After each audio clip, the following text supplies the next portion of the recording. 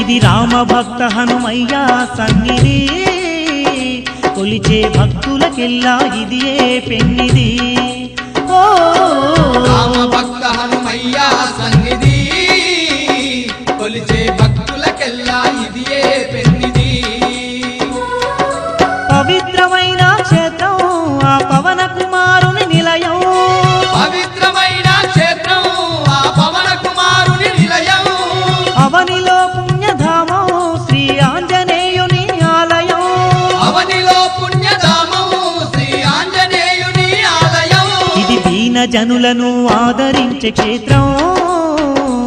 దివ్య సుందరుడైన మారుతి మందిరం ఓ